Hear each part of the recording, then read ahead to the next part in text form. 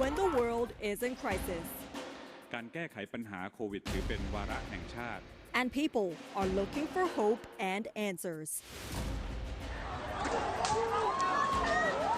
Thai PBS World is there with you with the best minds of the day. Join us on Thai PBS World tonight, every weekdays at 7 p.m. Thai PBS World, we bring Thailand to the world. Good evening and welcome to Thai PBS World. I'm Thep Chai Yong. Good evening, I'm Nad Bunag. Tonight we start with the student protests, which are likely to intensify in the coming weeks. Early this week, Nad, there was a prospect of a dialogue between the government and the students.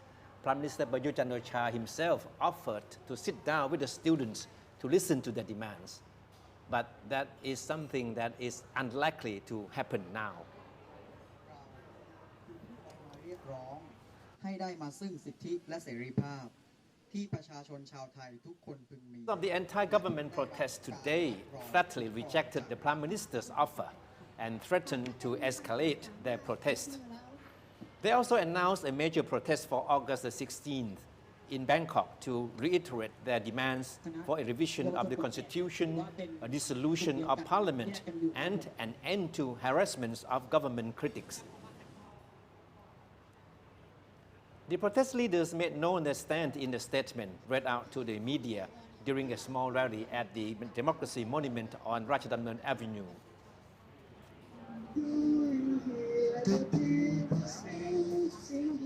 With their protest theme song, Do You Hear the People Sing in the background, the protest leaders also demanded an end to military coup d'etat. The protesters also unveiled a new name for their group, calling itself Free People. They said the group is an extension of the student movement that has been organizing rallies across the country over the past few weeks. Thattep Ryeongpraphai Kitseri, who identified himself as the Secretary General of the Free People group, said the group will not have anything to do with the government's plan to hold talks with protesters. Prime Minister Prayut early this week said he was planning to organize a forum for a dialogue with student activists, but he did not commit himself to whether their demands would be considered. Thattep instead asked the Prime Minister to be present at the rally the group planned for August the 16th at the Democracy Monument. He said it will be a peaceful rally that will dissolve by 9 p.m. And hours after the protesters read out their statement, police arrested Anon Nampa, a human rights lawyer and a political activist who has been involved in a series of political rallies. He was charged for allegedly inciting public unrest and obstructing traffic, as well as breaching the public health safety rules imposed to deal with coronavirus pandemic, which banned public gatherings. He was apprehended by a team of police carrying a court arrest warrant at a condominium in Hoi Kwang area and later was taken to Samran Rat Hospital police station. I have been arrested, Anon said in the post on his Facebook. Meanwhile, a network of legal and civil society movements announced today that they've launched a signature gather campaign to push for a new constitution. They include iLaw, People Go, and the Constitution Advocacy Alliance, which have been active in legal and human rights activities. iLaw manager Mr. Yingtip Attanon said the group will launch a campaign to collect at least 50,000 signatures from members of the public to support their demand. He said the objective is for a new democratic constitution that reflects people's aspirations to be drafted. The campaign calls for a people's assembly to be set up to draft a new constitution. He said the new constitution should reject prime minister and local administration officials who are not elected and retroactively rescind amnesty granted to the military coup makers. The scope of the power of Senate should also be limited. The movement comes as both the government and opposition MPs are moving ahead with plans to amend the current constitution, which critics seen as a legacy of the military dictatorship. Prime Minister Prayut also voiced support for the constitution amendment. But the problem is that they have different versions of the constitution amendments. Yes. The opposition parties may have one ideas of their own as to how the constitution should be amended, while the government side also has its own ideas. So Basically, different interpretations right. of the Constitution amendment here. one same objective, to see the constitution amended, but different agendas behind it. Definitely. All right, yesterday we had a new cabinet lined up announced, right, Net, and it doesn't contain any big surprises. Yeah. But of course, there is one exception. That is the appointment of Foreign Minister Kundon Pramatvinayak to serve concurrently as Deputy Prime Minister. So the big question is why he needs to have two posts at the same time, right? And today the Prime Minister came out to explain that the appointment of Kundon as Deputy Prime Minister is very necessary because from now on he wants to see the Foreign Ministry play a more important role in helping with the economy. Kundon is the only sitting cabinet member to be given an additional position in the new cabinet lineup announced yesterday. Prime Minister Prayut said from now on the Foreign Ministry will play a more active role in business and economic affairs as the country is struggling to cope with the impact from the pandemic. He said the new Deputy Prime Minister will represent him on overseas trip in discussing issues related to investments and the Eastern Economic Corridor, a centerpiece of the Prayut government's economic policy. Thai ambassadors, consuls, and trade representatives are expected to play a big role in helping to revitalize the country in the aftermath of the COVID-19 pandemic. The appointment of Don as Deputy Prime Minister has also drawn criticisms from the opposition. Rangsiman Rom, an MP of Cao Klai Party, questioned the reason behind Don's appointment, pointing that in his view, the Foreign Minister has been a failure. He faulted the Foreign Minister for allowing a Sudanese diplomat and his family to enter the country last month without being subject to a state quarantine. One of the diplomat's daughter later tested positive for COVID-19, triggering the scare among many people. He also blamed Don for the case of the Egyptian soldier who was allowed to roam the downtown of Rayong despite having been found to be infected with the virus. Rangsiman also accused the Foreign Ministry of failing to act on the disappearance of Wanchalerm Saksit, a Thai political activist who was abducted in broad daylight in Phnom Penh recently. So, yeah, a lot of criticism against Mr. Don here. So some people are wondering why does he have two foreign minister as well as the Deputy Prime Minister? Certainly it came as a big surprise to many people because earlier Kundon complained of his poor health, and he even told me once before the appointment as Foreign Minister last year that he would rather retire and look after his family and his own health. But big surprise then that he is being given an additional responsibility as Deputy Prime Minister. So with the new cabinet lineup, the only surprise would be the appointment here. But other than that, it's pretty much expected, like right. How it has been rumored that they will bring this person as the Minister of Energy or the other portfolios. That's right. No, until very recently, when we mentioned the name Beitong district in Yara province in southern Thailand, the first thing that would come up in most people's minds would be a picture of a far-flung district, very difficult to get through, right? Yeah. And worse still, many people see Betong as part of the troublesome region plagued by years of insurgency. No, but in fact, Betong is probably one of the safest districts in the region. And more importantly, Betong boasts having some of the country's most scenic tourist attractions. And two recent developments are certain to put the district on the map. One of the greatest attractions of Beitong is its natural beauty. Most outstanding of all is the so-called Sea of Clouds on Ayoveng Hill. And this is what the morning riser would see if you make it to the hill before sunrise.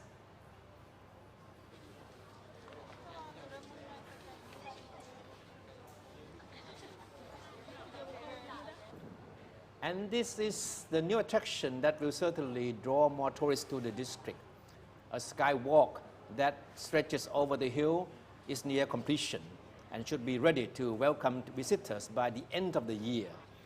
The 61-meter skywalk will allow visitors to enjoy Ayurvedic Sea of Mist from an altitude of over 600 meters. Of course, besides its famous breathtaking views of the mist-shrouded Ayurvedic Hill, Beitong is also famous for its hot springs and local delicacies. Another must-see is the Pyramid Tunnel, a 1-kilometer long tunnel in Pyramid village. Is part of the remnants of a stronghold of the now defunct Communist Party of Malaya.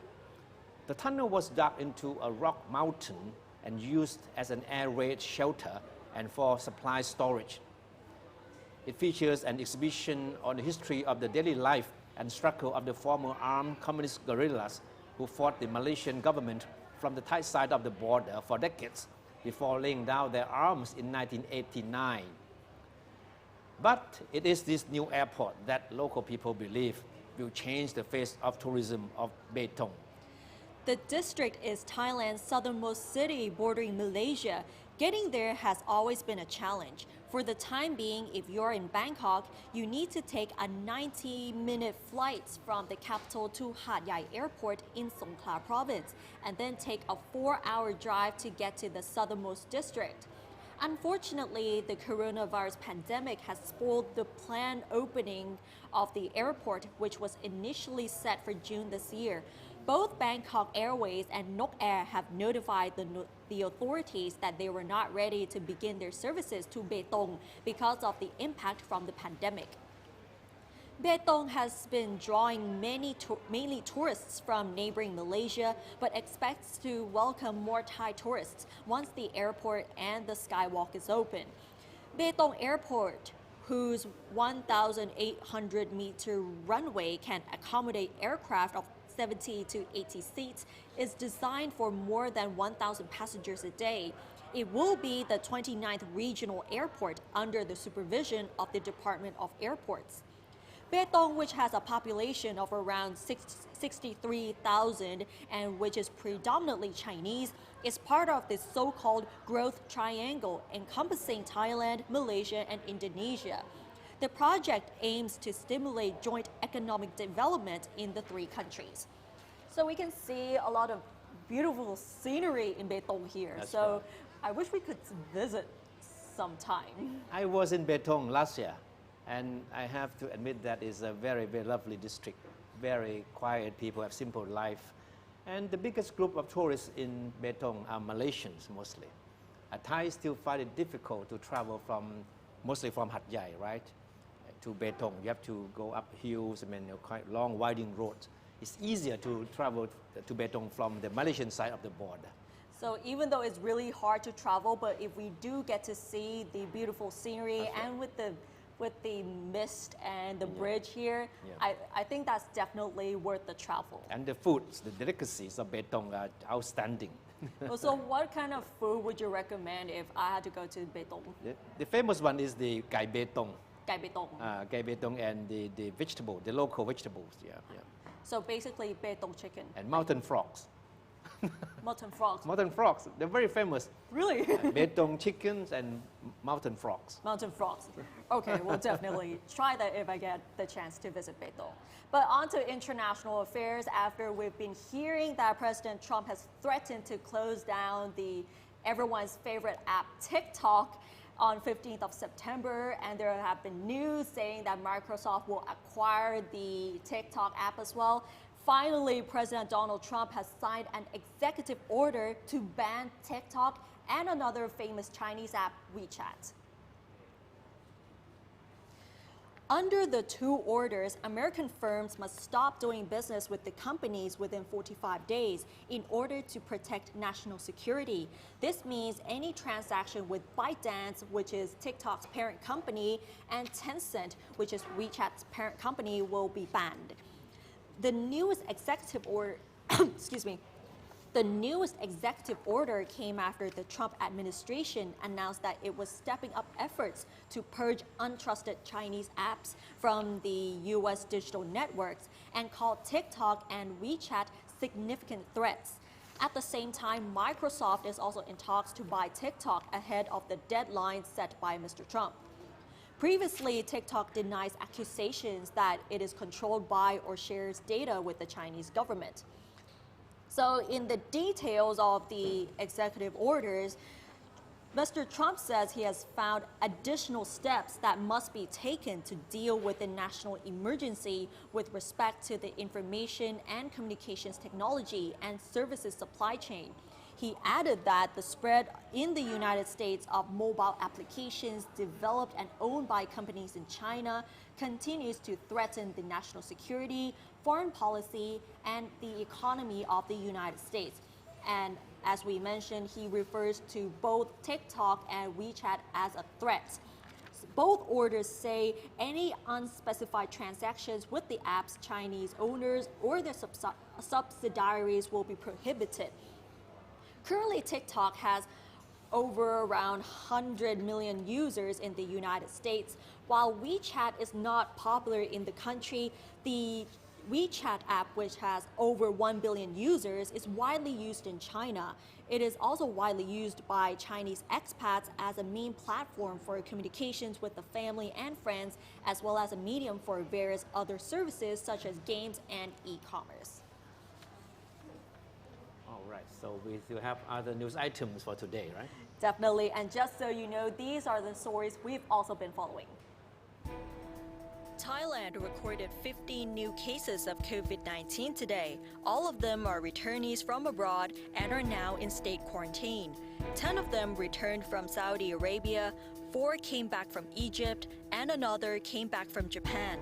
The new cases brought a total number of infections to 3,345, with no new recoveries nor fatalities.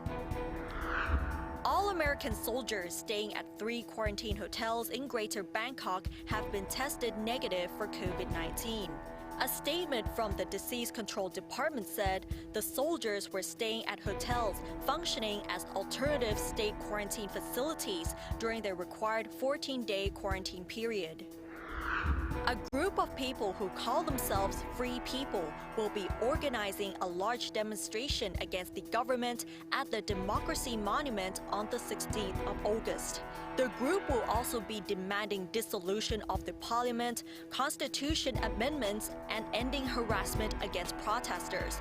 They also rejected the Prime Minister's offer for dialogue.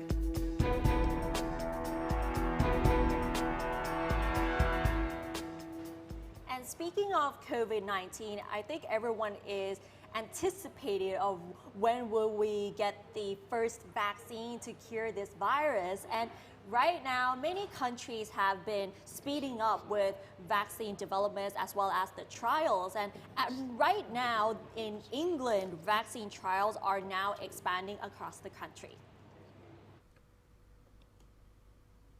At a secret site in London, this man is preparing to receive his second dose of the vaccine, developed by the scientists at Imperial College London.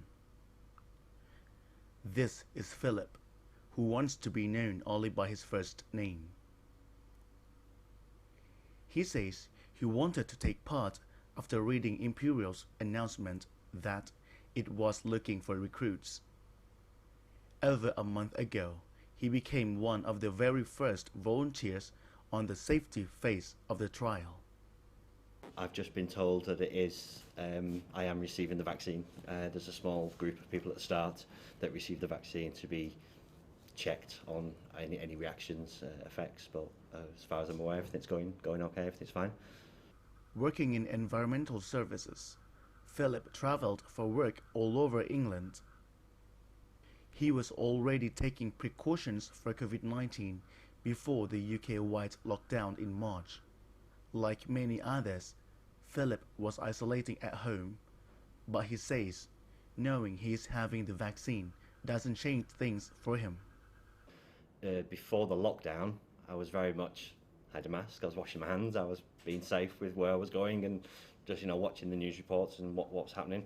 And even now, it's just carry on as normal the best you can, and there's no difference to how I behaved last time apart from masks. washing your hands, forming queues, more queues than normal. I think even knowing that I've got the vaccine doesn't make any difference to the fact if it was a placebo, if that makes sense.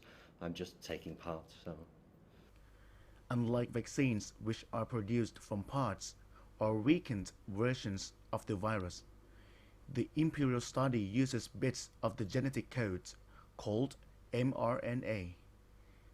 It's contained in a fat droplet, and when it's injected into the muscle of the arm, it starts to make versions of itself.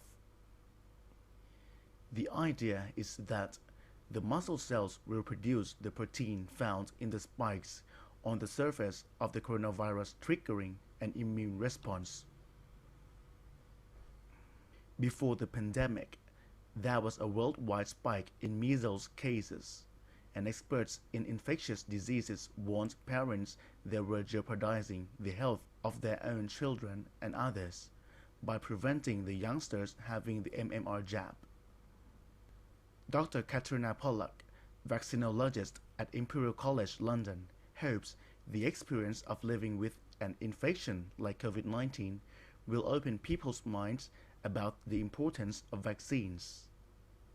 We've heard from so many of our participants how COVID has affected their lives, often in very difficult ways, and from the many people that we meet as part of the vaccine research, many more than we were able to enrol on the study. And I think that personal experience will certainly change people's understanding of infection, and also how it's prevented, vaccines being a very important strategy. The project is not backed by the pharmaceutical giant. The Imperial team claim the aim is to produce a low-cost vaccine available globally.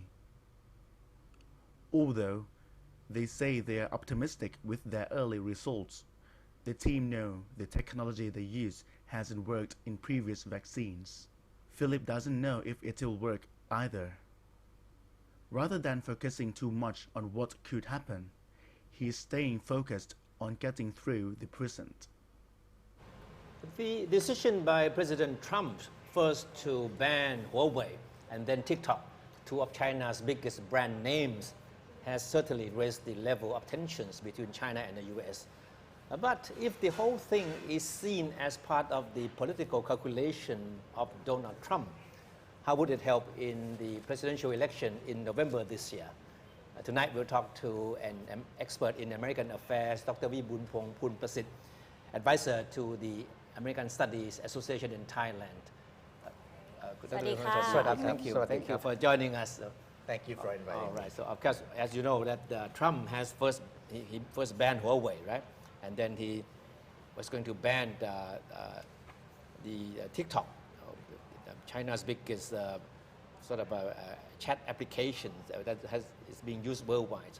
Of course, and Trump cited national security as the reason. But what do you think is his real motive? Yes, his real motive. This is very important. I think TikTok became well known about a month and a half before, if you remember, when Trump was having a first rally at Oklahoma, right? And there were people that using TikTok to make a fake reservation of attendance. Yeah, I remember that. And Trump was very pleased at that time because he thought that there might be almost 1 million people. Yeah, he was talking about a million people. He even prepared an extra stage outside. It's cost a lot of money, I believe. Okay. And then it turned out that it was a very, very low turnout. And I think that was the beginning of TikTok known to Trump. Really, I mean, if you look at Trump, I think he is taking things very personal. Sure.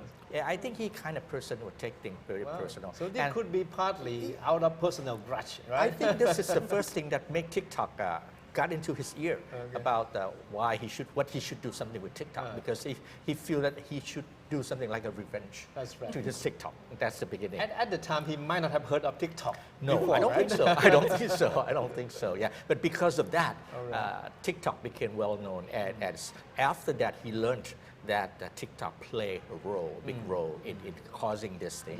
And I think it's on his mind for a time, and trying to get back to I TikTok. see. Let me put it that way. But now the issue has grown into a issue of confrontation between Right. China and U.S. now. So, Right. and according to the latest news from the U.S., he has threatened to ban the parent company of WeChat also. Right. If WeChat is not taken over by sort of an American company within 45 days. So he's not looking as individual applications or targets now. I think he is looking at China as a bigger target, right? Yes, I think this is an ongoing war between China and the U.S. to a certain extent. And I think maybe Trump is making a calculation that by doing this, he will please his base. But at the same time, a lot of Americans are using TikTok. Not only that, WeChat is used by a number of American Chinese. Not that many, But they were using with American Chinese or even Americans who want to do business with China because you can transfer money and everything, right? And that is going to be very, very negative to people who have been interrupted by this order of Trump. So I don't know that he makes a good calculation on this. I mean, he keeps his base. That's very true, right? But doesn't he want additional people who wants to be on his side? Because by doing this, he's making sure that, okay, I will lock in with my base and I will not care anything else about the rest.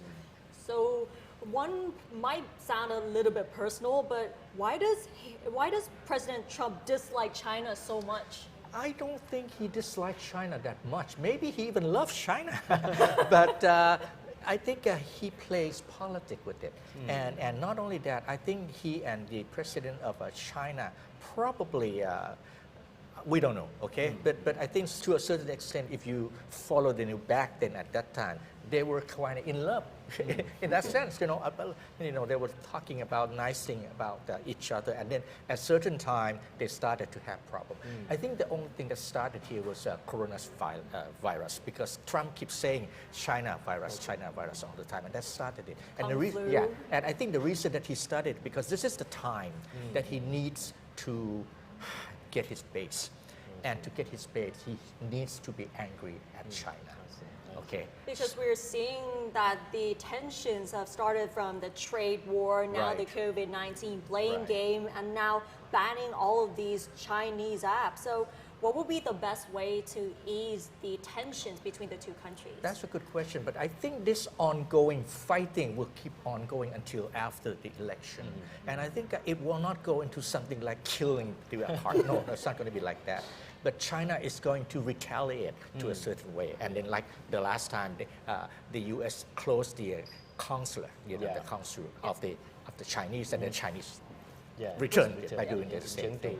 So I think it's going to be the same, okay? If WeChat and the TikTok are closed by the U.S., I think China might find some kind of some application, American application. That they might do something about that.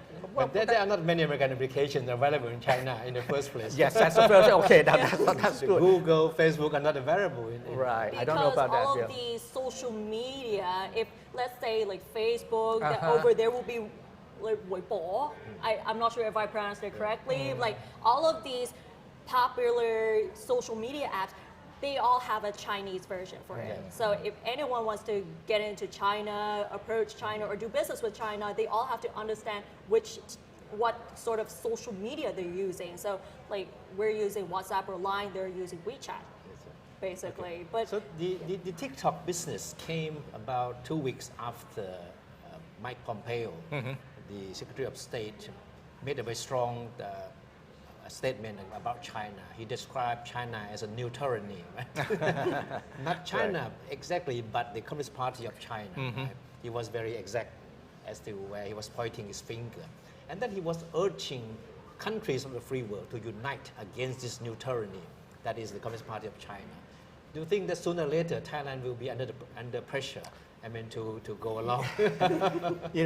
I'm afraid that might come to Thailand. And the reason is this: if you heard that's the recent news, right?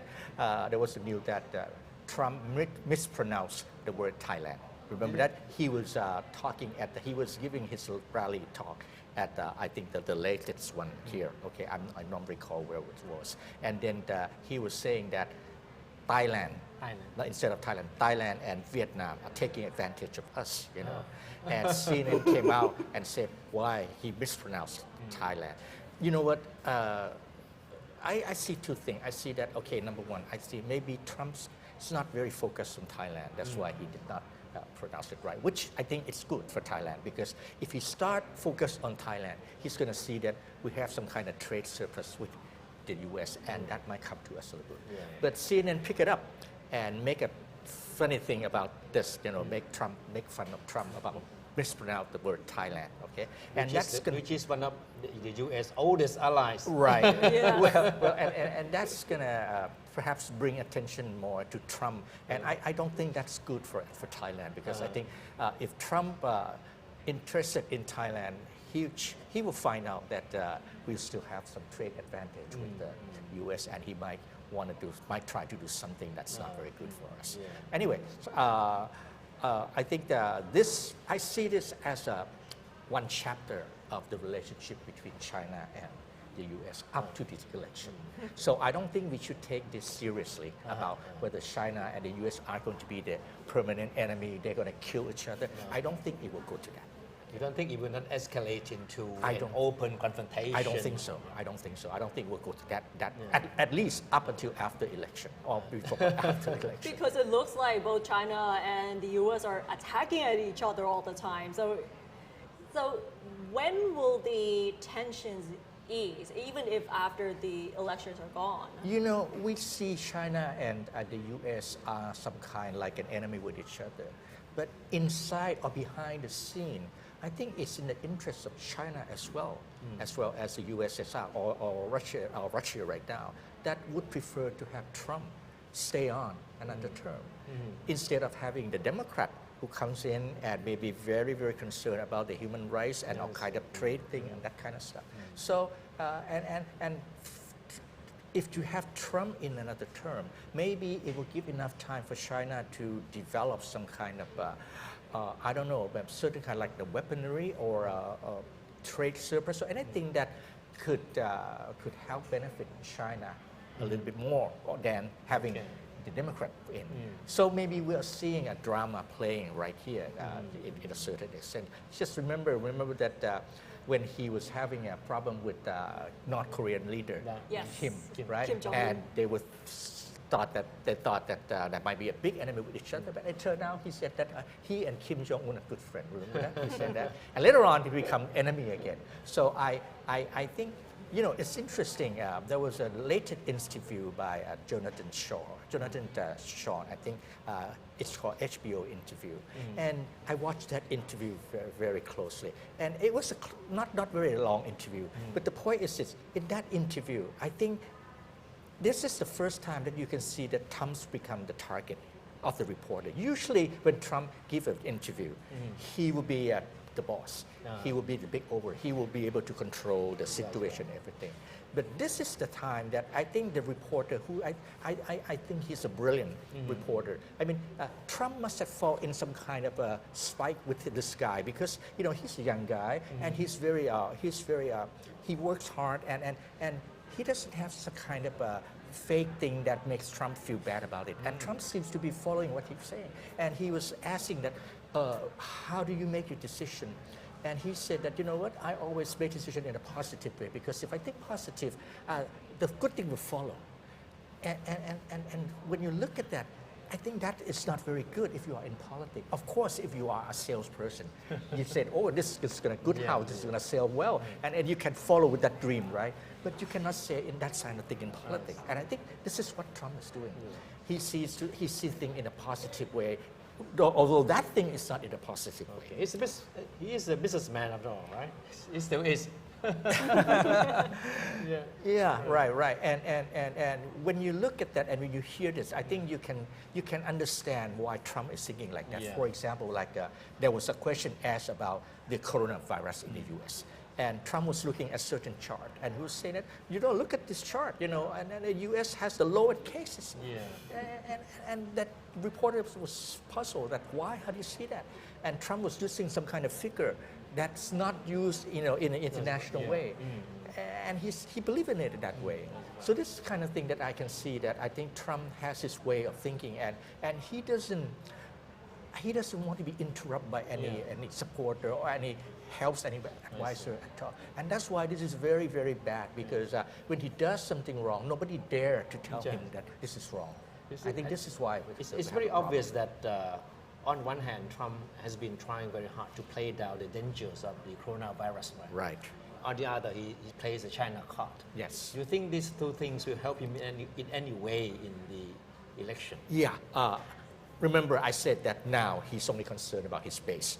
See, a lot of people think that why Trump make an enemy. Actually, he's making an enemy for a certain group of people. But by making that enemy, he's making a lot of loyal friends love him more, meaning this 35% that I mentioned to you before. Remember, in the US election, you don't need 100% of people. You only need, because only 60%, less than 60% of people come out. And if your base is about 35%, and you are strong in your base, you don't have to worry so much about the rest. You can win the election. And not only that, even though now they're saying that look at the statistic, look at the poll, Trump's following, right? Yeah, that's true. That's true. But U.S. election is very technical, okay? Because I think in the majority vote, Trump can lose as much as 5 million people, and he still can win the election if he wins in those. I've said the what do you call that? The states, the 10 state, that can flip either way. Swing state. The swing state, right? The swing state, right?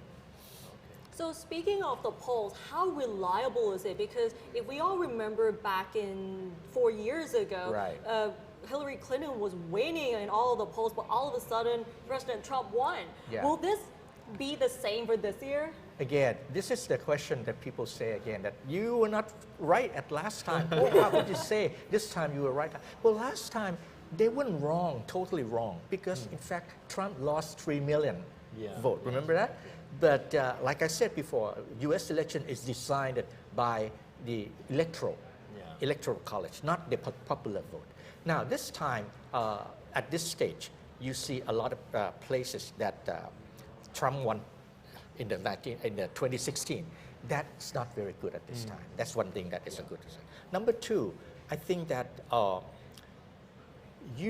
let me put it this way. If the poll comes out like this, okay, come out like a Trump is behind, okay, maybe he is behind at this time, but he's already planned something by that time. Remember, this poll, it's just now, right? And we have 3 more months to go. That's right. And you know what? Trump gave an interview today. He said, the vaccine is going to come out on the date of the election. I mean, this is so blunt. I mean, you could say that it come out around that time. You could have said that, right? But he said, that's so Trump. It's so Trump. And he said it like that. And even though he said it like that, the base love him. The reason that I can see it is because that Jonathan Shaw, who interviewed in the HBO thing, he said he followed in the rally a base, that the base of Trump, right? And he said, I follow in your base, and everybody in your base believe you. They believe what you say. So could you say something to make them more safe, something like that? Meaning that he's like God to them. Whatever he says, really, I mean, he's like God to them, and they will believe him. Okay. So I think this is one thing that we have to take into consideration as well. But every single announcement President Trump made, whether it's on COVID-19 or all the other facts, they've all been fact-checked. For some reason. So that means his credibility is not very, very high then. Yeah. Even Facebook, Twitter have removed his clips in which he said about children being immune to COVID-19. That's right. But even that, I think that Twitter already removed that out of that thing, right? But right now, let's talk about Trump's would-be rival in the election, right? Joe Biden. And he has yet to decide who to pick for as his running mate. Right. And of course, as Thai people, we are cheering for Tammy, Radha Duckworth. Yeah, I already said that about. So what is the prospect of her being chosen as his running mate? Yeah, well, I know Kun Radha in person because she came to my class, way back a long time ago. She's a very nice person, but for her chance to be in this game, I think it would be not very good. Number one, I think if she becomes a potential vice president candidate, she would be attacked on her nationality because Kun Latda was born in Thailand, so she has dual nationality. And according to the constitution, the person who becomes the president has to be naturally born in the state. And the reason that I say that is because the vice president takes over the president, whatever happens. So the vice president has to have the qualification ready to be the president whenever it comes. It might not come, but if it comes, that person must have the full qualification. And this will be attacked by Trump. So the key thing is that you must be fully American, born in the States, and in order to be the vice president. Yes. So not to be the vice president, to be the president. Oh, but as well. because the vice president will become the president should anything happen. All right? And therefore, you should have the person who has the full qualification. So who would be the best candidate as the vice president in your perspective? I think Biden has already made up his mind about Harris. Kamala Harris? Yes, the black lady who probably qualify more. At least she doesn't have the problem about the so-called the birth thing, right? So maybe that might be the person because there was a kind of sneak photograph on the note of Biden, and her name came up on the top, and they suspect that will be the one. So we don't know that yet because they're not going to publicly say that. Actually, if things goes on in a normal way, right? The official vice president will be elected in the third day of the convention, which is next month, when they have the convention.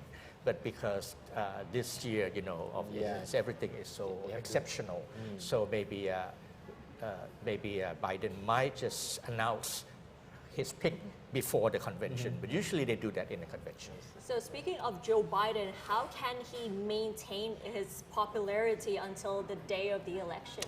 Interesting, if you ask me if a lot of people love Biden, and I said no. But the point is, they hate Trump more than they hate Biden. Okay?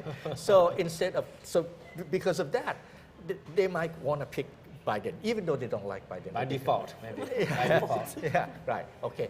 Biden also has a little problem because he's older than Trump, and he is a little bit mental problem. So when he speaks, he sometimes loses.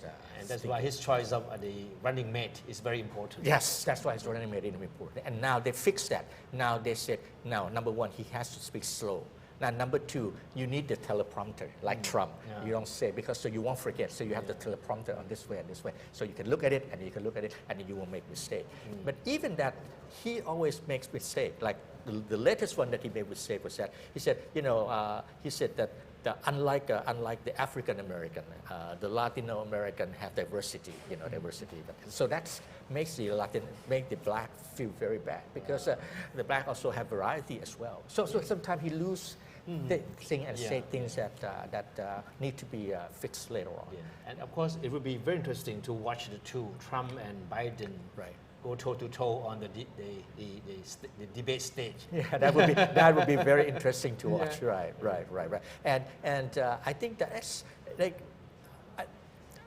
Trump say that the more Trump say that he wants to meet Biden, I think that means that Trump scared Biden.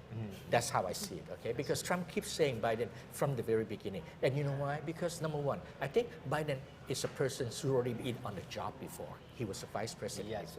So you cannot say a lot of things and make things go because Biden will know what Trump say is true or not true. He cannot just claim that, okay, I say this and make a loud noise and nobody stop him because Biden's going to stop him. Okay, all right. Thank you very much for your views on the U.S.-China relations and the prospect of Trump's in the upcoming presidential elections. So we hope to have you back again. Okay, all right. Thank you so much. But at the same time, we'll be seeing you again for the Thai version of Thai PBS World tonight as well. And that wraps up tonight's edition of Thai PBS World. Dr. B Boon, Kun Thepchai, Adam Nabunak signing off, and we'll see you at 8 p.m. with Kan Lok of Thai PBS World. สวัสดีค่ะ